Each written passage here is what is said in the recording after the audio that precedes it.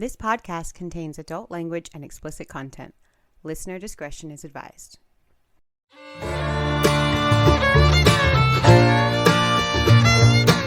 Hi, I'm Grant. And I'm Erica. And this is From Crime to Crime.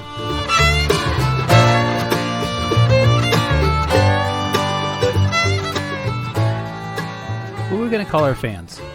I think we should set up a poll. Go to our Instagram at From Crime to Crime. Tell us what you want to be called, because we've been debating. We've been coming up with lots of different names for our fans, but I think it's important that you guys choose. Yeah, because Grant wants crime dogs, and I'm not interested at I think all. Crime Dogs or Cadaver Dogs would be a great name for a true crime fan base. Because we don't want to just say, hey, guys, every week. Yeah, we just want to say, hey, guys. Everyone says that. Anyway, hey, guys. We're talking about Joel Rifkin this week, so I think this is one of America's most notorious serial killers, and Yeah, Joel Rifkin's an interesting one because I think he's well known in the true crime world, but I've been talking to a lot of people lately who've never heard of him, and I'm like, what? I would say he's actually most famous from his Seinfeld days. Well, not Seinfeld days. Well, not his Seinfeld days. That's where everybody knows him from, as Elaine's boyfriend. Well, it wasn't him, but yeah, his reference. Right, Seinfeld. exactly. He's portrayed on Seinfeld as Elaine's boyfriend, who is just another character whose name is Joel Rifkin, and he goes through the whole thing, and, you know, it's actually a pretty funny episode, so if you haven't seen it, go check that one out. Yeah, it's pretty good. I don't know where you would find it, but I'm sure if you just type in Seinfeld Joel Rifkin, it'll come up. Yeah, I'm sure it's on the YouTubes. Oh, yeah. So this case starts June 28th, 1993, and that's really sort of the end of the story. So we're going to start with the end and then go back and tell you the rest. So on June 28th, 1993, two New York State troopers were driving along Southern State Parkway, you know, just bebopping, minding their own business, patrolling. They noticed a gray Mazda pickup truck with no license plates on it. That's going to be a red flag every time. Yeah. So normal, regular traffic stop. They light him up, but he doesn't stop. And now the troopers are like, great. This guy just turned a 30-minute ticket into a situation. Whole situation. Yeah. So he starts taking him on a slow speed OJ style chase at first. It went on for about 30 minutes, and one of the troopers who was in the chase has given interviews saying that he ended up going pretty fast towards the end and even up on two wheels at one point, and he thought he was going to flip over, but he didn't flip over, but he did miss a turn and crashed into a pole. Interesting thing about where he crashed, though, it's right by the courthouse where he ends up going to prison and getting, you know, or where he ends up getting sentenced and going through the whole process. Yeah, it's near it. So after the driver crashed, there was no fight. He just gave up. The cops walked up to the car.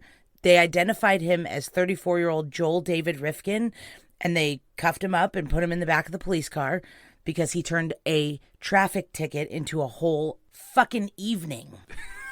Yeah, absolutely. And 34. I'm 34 right now, and this guy gave up his entire life right now. I couldn't imagine. Just could not imagine. Yeah, he was like, oh, okay, here we go. Well, when the cops put him in the cop car, they started to smell something coming from the truck, and they had noticed when they put Joel in the back of the car that he had Noxzema all in his 1993 mustache, and it's like, Joel, it's 93, the mustache thing was in the 80s, can you pull it together? But either way, he had all this stuff in his mustache, and I'm sure they were like, what's going on with this guy? Yeah, as they should. I mean, who just drives around with Noxzema cream underneath their nose? And for anyone who doesn't understand, Noxzema is the stuff that your grandma used to use at night to put on her skin to moisturize. So It smells super strong. exactly. In fact, I haven't smelled it since then. Do they still make Noxzema? I don't know. My grandmother's dead, so. Yeah, I don't know either. So, anyway, they smelled the smell. The officers looked in the bed of the truck, which had like a camper shell on the top. Not like a camper. It had like a shell on the top. Okay. And they opened up the shell and they look in the bed of the truck and they see a blue tarp. And they were like, oh. And I'm sure they played rock, paper, scissors or something to see who had to open the tarp. Yeah, that's an awful. I mean, they know, obviously. They start smelling something well before. They know what they're about to find. Everybody who's ever smelt that smell says it's very identifiable. So I'm sure they knew before they opened the tarp. Right. Of course, inside the tarp, they find 22-year-old Tiffany Bresciani. immediately they were like, oh, this sucks. So they went back to the cop car. They pulled Joel out and they said, Joel, what's going on here with the body in your truck? And Joel just casually said, I killed her. She was a prostitute. I can't even imagine how cool that is. Do you think that they just looked at him and were like, what the fuck? What did Yeah. you just find? Yeah. He was just callous. He was just like, yep, I killed her. She was a prostitute. It's like, Oh my gosh. excuse me. And I've even seen reports that he was real flippant and saying stuff like, it's always a 25-cent part. And I swear there was license plates on the truck when I left home. It's like, Joel. Missing the point here, man. Yeah, they're going to give you a break on the traffic tickets, dude. Like, we're way beyond that. Relax. So they took him to police headquarters in East Farmingdale for questioning. And that's where the cops were like, Joel, what's the deal, man? And he's like, oh, yeah, it's kind of my thing. I do this all the time. And they're like, you care to elaborate? And he just spilled the beans. They went from a traffic ticket to realizing that they had caught a serial killer. Yep. Like, what a change of events, just, we're going to let him off easy. He's missing his plates. We're just going to let him know he's going to do 25 to life. Forget 25 cents. He admitted to the murder of Tiffany Bresciani immediately, the woman in his truck, but he says that it took them like 7 or 8 hours to get him to admit to the other ones. But once he started, he just, word vomited all of it and just let it all out. It's probably a huge relief for him, too. I mean, I would imagine having killed 17 people and just living with that. Who are you going to tell? There's nobody you can tell. Yeah. Telling somebody is probably a huge relief off of your conscience. Well, and I guess that's where in the middle, there's been things that have said that when he got back there after he admitted to the first one that was in his truck, that he asked, do I need a lawyer? And it's like, Joel, I mean, it's not going to help you at this point. But yes, you always need a lawyer, you idiot. Yeah, you always need a lawyer. If you're arrested for something so serious, you always need a lawyer. You need a lawyer, even if it's not serious. If you're going to talk to the cops, you better have a lawyer. Just get a professional. Anyway, after Joel started just spilling his guts, they were like, who is this guy and what in the hell do we have on our hands? So they started looking into it, and what they figured out was that Joel was born January 20th, 1959. He was born to 2 unwed college students who gave him up for adoption right away. And pretty much nothing's known about his birth parents because I'm sure that's not something that they're going to be all over. Yeah, they're not coming forward now. Nope. Maybe if he had been some kind of a, athlete or doctor or something, they might be like, hey, sorry about that whole thing. But they had any idea, and they're like, oh, I guess we made the right move. I'm going to keep my mouth shut and take this one to the grave. Good thing there wasn't 23andMe in 93. Yeah, no kidding. Well, there is now. Joel was adopted by Bernard and Jeannie Rifkin when he was only 3 weeks old. And by all accounts, they were loving, nurturing people. They were both college educated. His dad was a structural engineer and the vice president of the school board. He had a sister named Jan who was adopted 3 years later. And that's about the time that they settled into their new home on Garden Street in East Meadow, Long Island. They got there when Joel was just 3 years old. From what it sounds like, he was a pretty normal kid. He liked to collect rock. He liked to organize things. He was into photography and gardening. And that's actually pretty interesting because that's what his mom was into, gardening, arts and crafts, along a lot of those same things. And so sounds like, from what we know, he had a pretty good relationship with his parents and, was around them quite a bit. And with his mom, which is interesting because a lot of serial killers, that's a whole thing. Yeah, and you know what I think is interesting too about Joel is that he was so smart. He had an IQ of about 128, but he also had undiagnosed dyslexia, and he was really bullied in school. The kids from elementary school used to say that he was, slouchy and had knocked knees, and he actually had the nickname the Turtle because he just kind of had that look about him, just kind of that, kind of a pointed face and just kind of droopy. Turtle was the perfect nickname for him. It literally fits him to a T. And that is why we posted a picture of Grant's turtle on Instagram. What up, Norman? He's a tortoise, but, it's all the same. Oh, sorry. It's okay. I'm not a biologist, so. You know what else is weird, too? That they always say that Joel had an IQ of 128 and he was this, super smart guy, but he had undiagnosed dyslexia.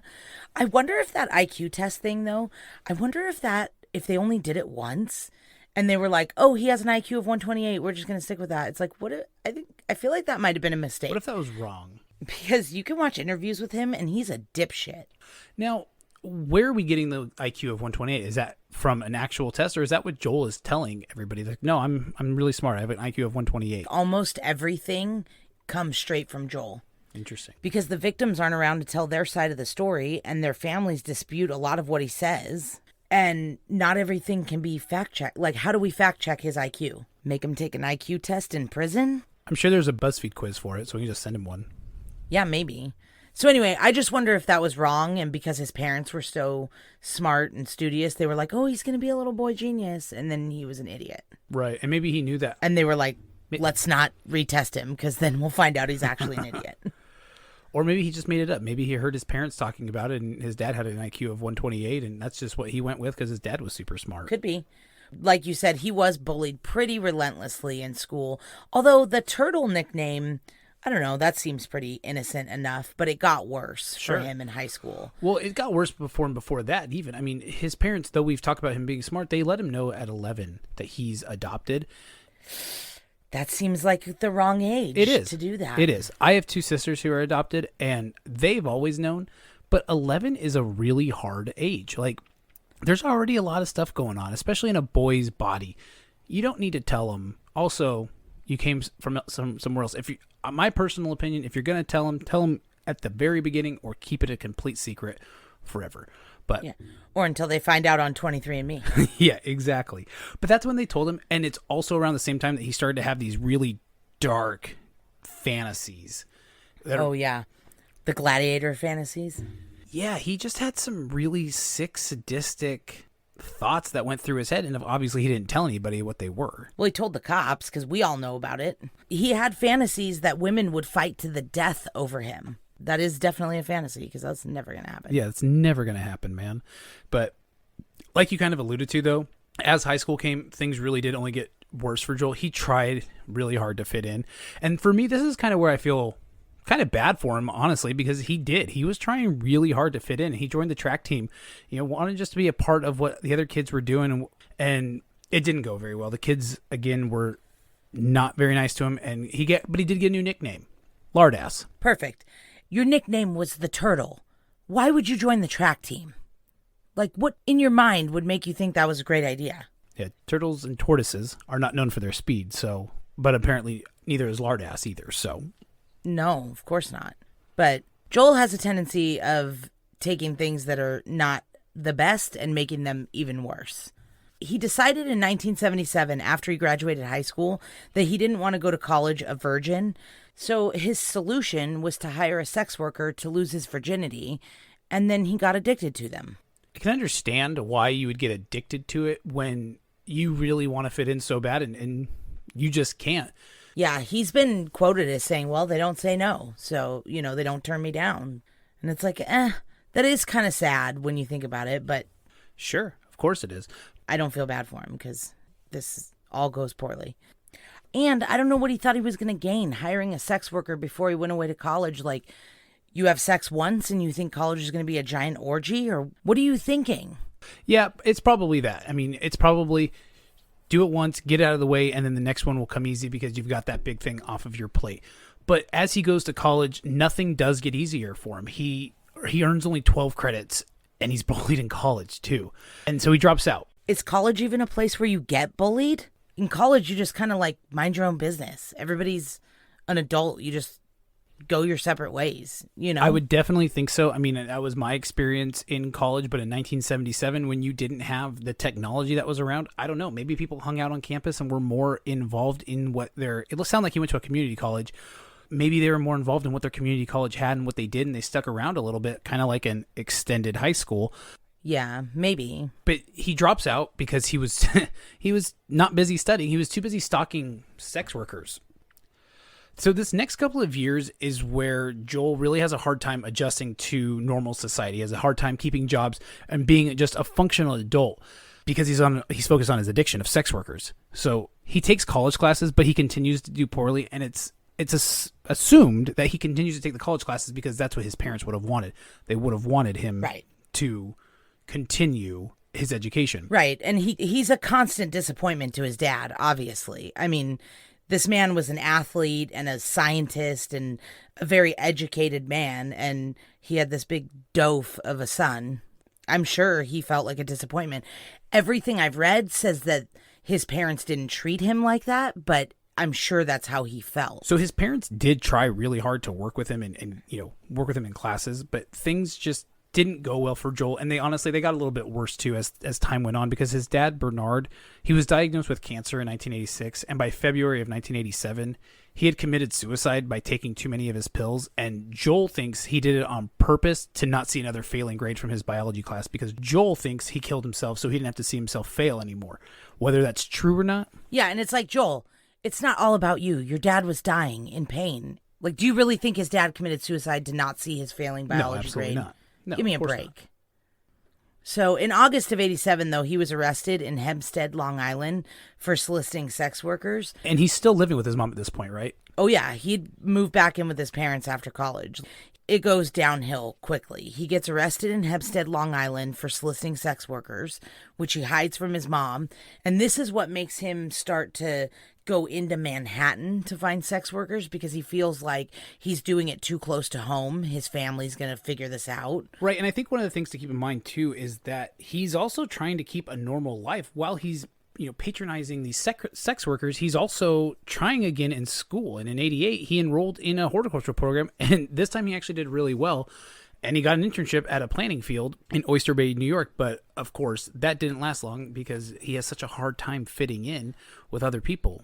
Part of that, too, is because he's spending every single dollar he has and every free minute he has stalking sex workers and driving to Manhattan. It's like, how much money are you spending in gas, Joel? Like, geez. So he doesn't have time to connect with his coworkers. But this is also when he starts to obsess over serial killers and starts clipping articles about them and hanging them on his walls. He especially likes researching the serial killers who murder sex workers, like Gary Ridgway, who wasn't identified at the time. He was just the Green River Killer. And Arthur Shawcross, who's another New York serial killer.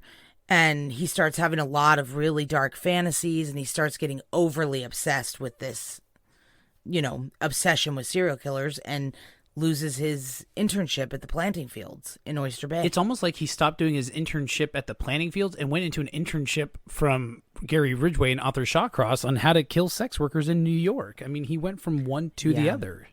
Yeah. Well, in 1989, this is where it all comes to a head.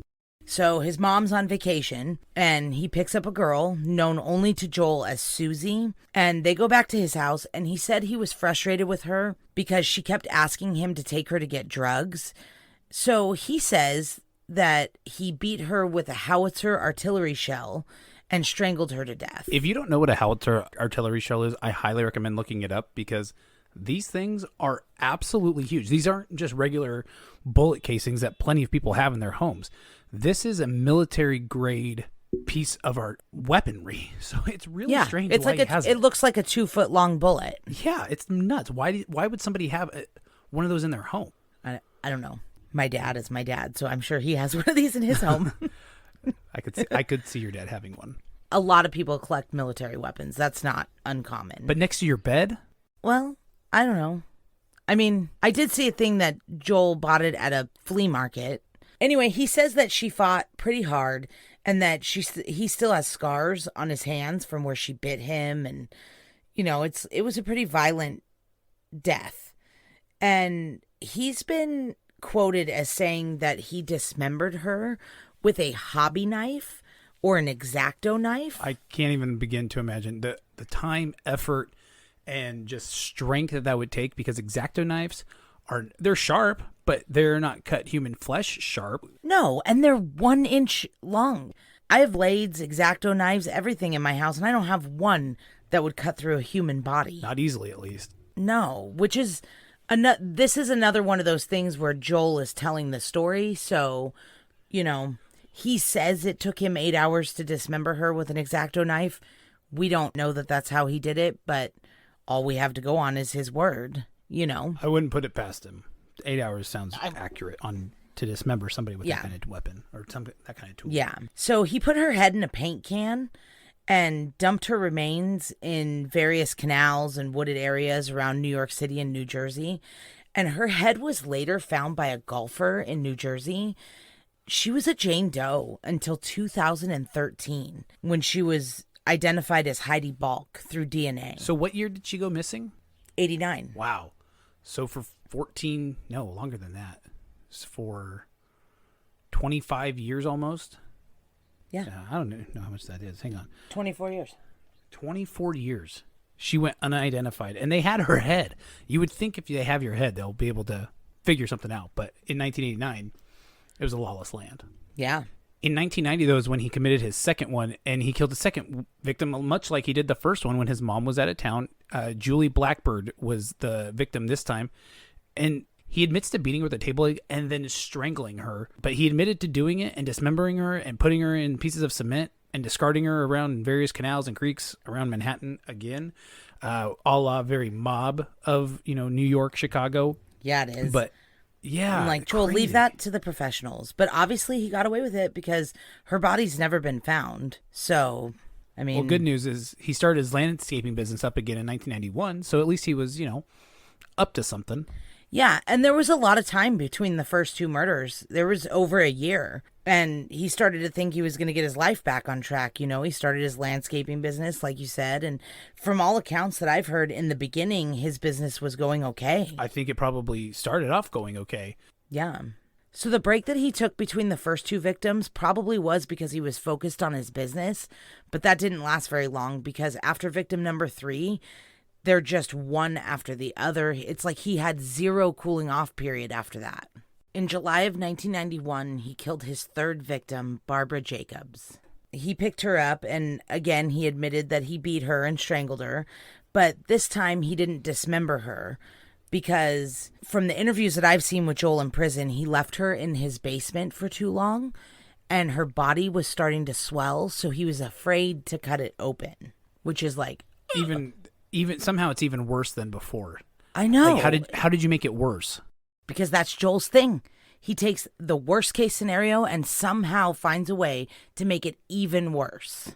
So he admits that he put her in a cardboard box and threw her in the Hudson River, which turns out to not be the greatest way to dispose of a body because she was found hours after she was thrown into the river, except police decided that she died of an overdose. Which is crazy. She was beaten. And do we know what she was beaten with? I'm pretty sure he's admitted to beating her with the same table leg that he beat his second victim, Julie Blackbird, with. I have questions about that table leg, but we can move on from that for now. What do you mean? Like, why did he have a bloody table leg in his bedroom for over a year? Like, what is he doing with the table leg? Is he putting it back on a table after? Is he cleaning it and reattaching it to a table? A lot of dining room tables have screws you can just take on and off. Or is this something he's just keeping in his room in a closet? Like, I want to know more about the table leg, but it really isn't that important just for me and my curiosity. I'm curious. Well, we'll write him a letter. No, I think that sounds nice. Yeah. I did look up his address, by the way. Did you send anything out to him yet? No, but I did get a P.O. box so that when we do send something out to him, we can get a letter back. I know, that's so funny. Without telling Joel Rifkin our address. So, anyway, it was initially ruled an overdose, and it wasn't until he confessed that they were like, oh, this was a murder. Imagine being the police and he's telling you these things, and you're just like, huh, well, we had that one wrong.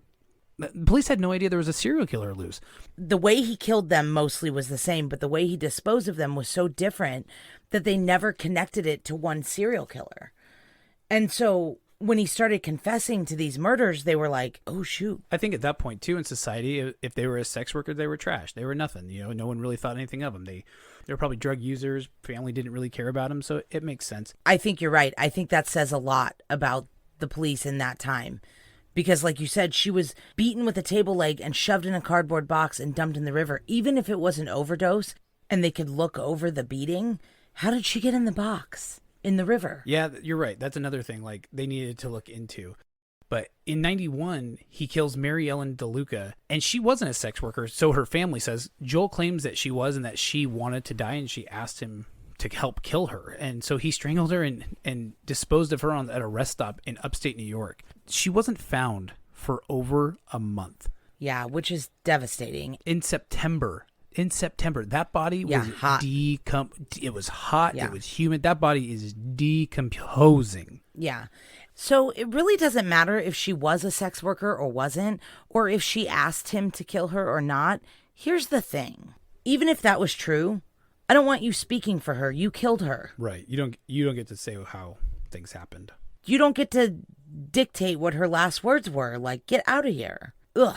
The next one that he admits to really bothers me because he admitted to knowing her beforehand. She was somewhat of a friend. Well, I think he was a regular. He patronized her. He was a regular. And her name was Yun Lee. He even said that this one bothered him because he knew her, but he just had this thing in him that was just overpowering. He just didn't care. His next victim was never found or identified and has just been referred to as Jane Doe number 1 or victim number 6. And it's a confession that Joel made, but they've never found remains to compare it to. But he says that he strangled her during fellatio, which is a real risk. Yeah, absolutely it is. How she didn't just clamp down and bite his little friend Yeah. off, I don't know. I'm like, ooh. Yeah, which is another thing. It's like, Joel, are you lying about this? But if he's not lying, this seems to be his new thing. It is his new thing, and he actually introduces something new with this one as well.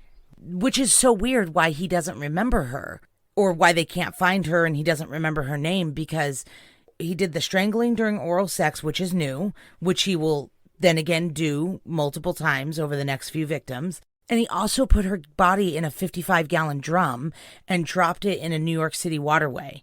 And this is going to be his method of disposal for the next few victims. So it's like, you would think that being so different, he would remember this one better. His next victim was Lorraine Orvieto. She was 28. She was also strangled during oral sex, jammed in a 55-gallon drum, and dropped into Coney Island Creek. They would find her body 6 months later in July. Number 9 is killed in the same fashion where, again, it's another Jane Doe, another 55-gallon drum.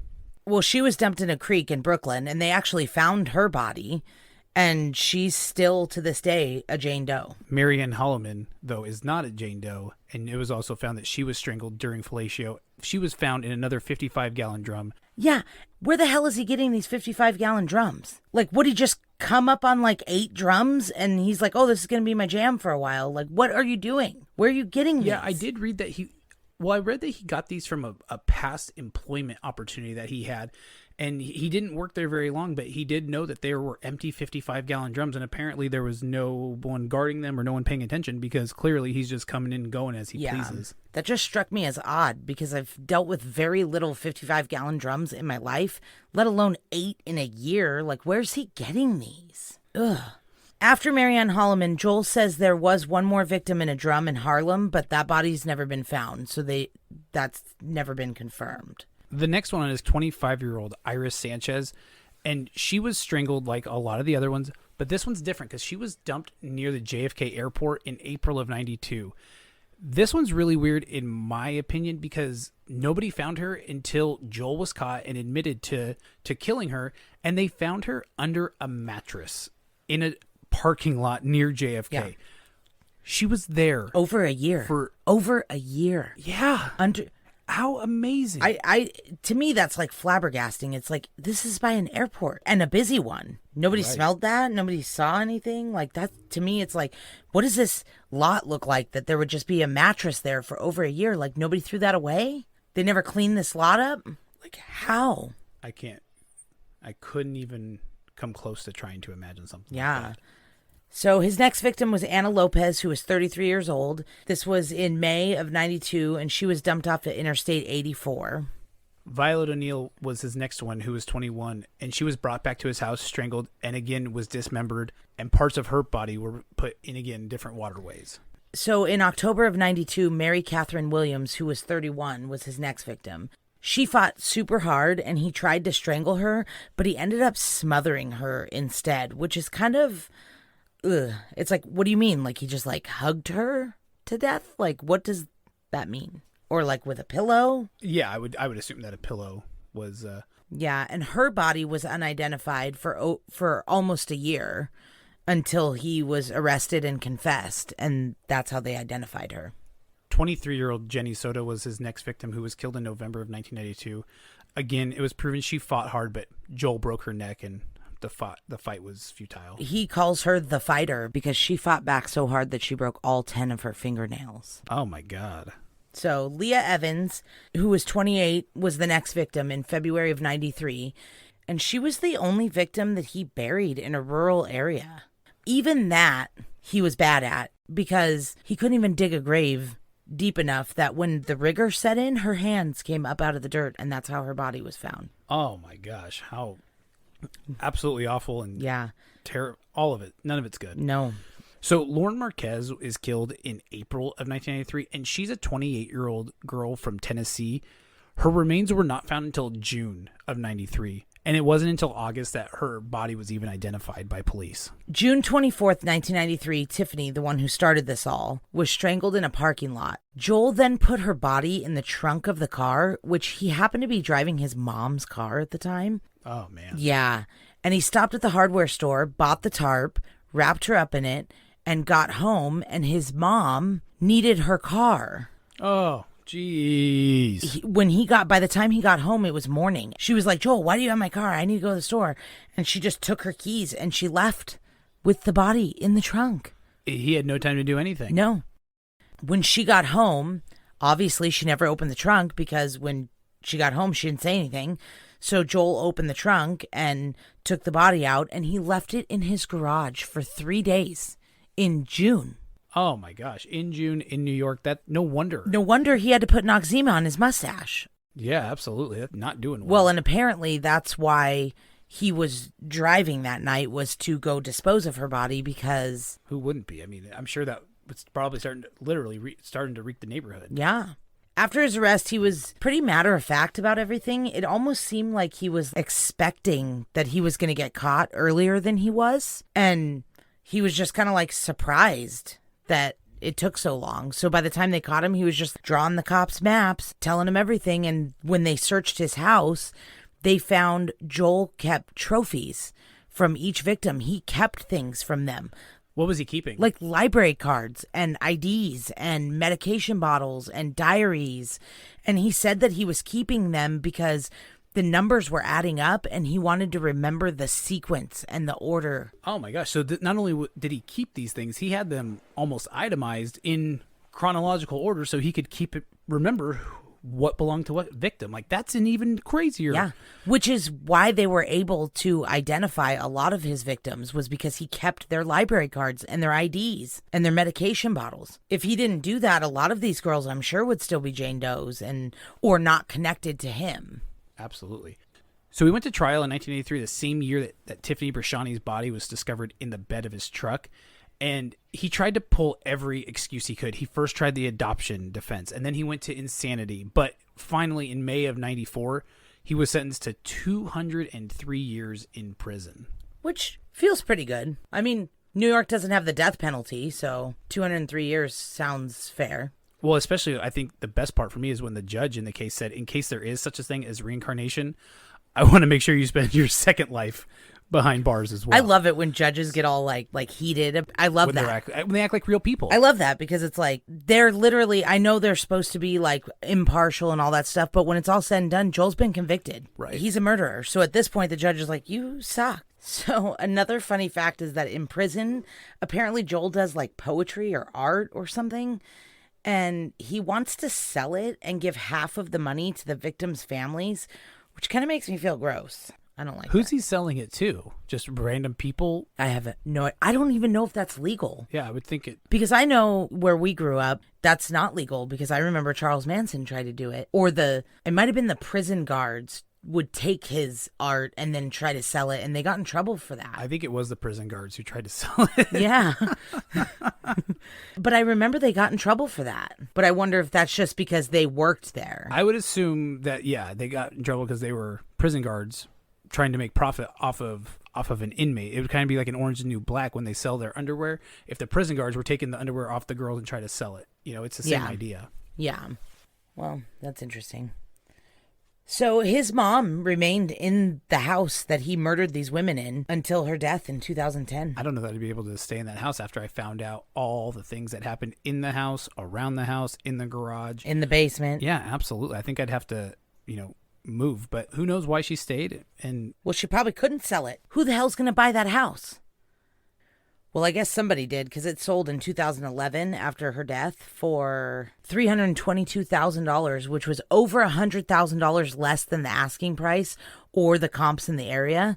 So I guess $100,000 is the going murder discount. well, yeah, and I'm sure some of our crime dogs would buy that house too if they could. We're not doing crime dogs. What's up, cadaver dogs? Oh my gosh. Well, guys, we're going to get going because Grant is derailing. Because Grant wants to give you guys a cool nickname. Let him do it. Let him be him. Well, then let them give themselves their own nickname. They don't need you to name them crime dogs. Visit us at our Instagram at From Crime to Crime, and you can vote on your name. But my leading way is either crime dogs or cadaver dogs. That's my I think input. they're both dumb. And we're out. No, we're not out. Oh, We have to do our outro. So, in a nutshell, that's the story of Joel Rifkin. And I'm super proud of you, Grant, that you called him Rifkin the whole episode and not Rifkin. I'm a big baseball fan, so calling him Rifkin and not Ripkin was tumultuous on our recording. Don't forget to visit us on Instagram at From Crime to Crime or shoot us an email at fromcrimetocrimepodcast@gmail.com. See you, crime dogs. No, that's super dumb. You don't have any better ideas.